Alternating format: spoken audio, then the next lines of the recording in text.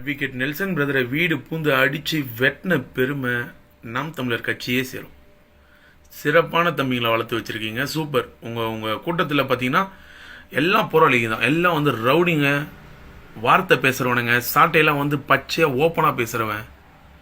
ஏன் நாங்களாம் பேசக்கூடாதா? நாங்களும் இதே நாடு தானேயா, நீ தானேயா பேசுனேன், நானும் இதே மண்ணு தான், எனக்கு எல்லாம் உரிமை இருக்குன்னு பேசுகிற இல்லையா? எனக்கும் அந்த உரிமை இருக்குயா, நானும் இந்த ஜனநாயக நாட்டில் பிறந்தேன், நானும் ஒரு குடிமகன் தாயா. நாங்கள் பேசக்கூடாதாயா? நீ தப்பு செஞ்சு நாங்கள் தப்புன்னு எடுத்துக்க சொல்லக்கூடாதா? அந்த மனுஷன் பேசினார்னா கம்பல்சரிகள் எவிடன்ஸ் எல்லாம் பேச மாட்டார், அவர் எல்லா வீடியோலையும் எவிடன்ஸோடு தான் பேசுகிறாரு.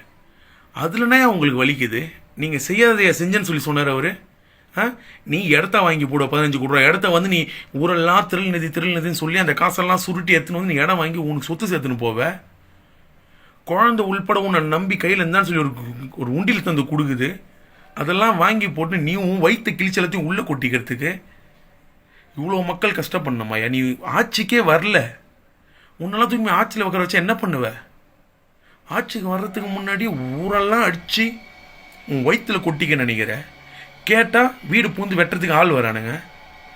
ஏன் யாரும் கேட்கக்கூடாது? அதெல்லாம் கேட்கவே கூடாது. உங்களெலாம் நீங்களாம் எனக்கு கும்பு முழிச்சிச்சா? உங்களுக்குலாம் அவ்வளோ பெரிய ஆளாக நீங்கள் எங்கள் பணத்தை எங்ககிட்டேருந்து பிடிங்கி அது நீ வச்சு அனுபவிக்கிறதுக்கு நாங்கள் கொடுத்துட்டு உக்காண்டோம்னா நாங்கள் திருப்பி கேட்கக்கூடாது. ஏன்டா எதுக்குடா நாங்கள் கேட்கக்கூடாது.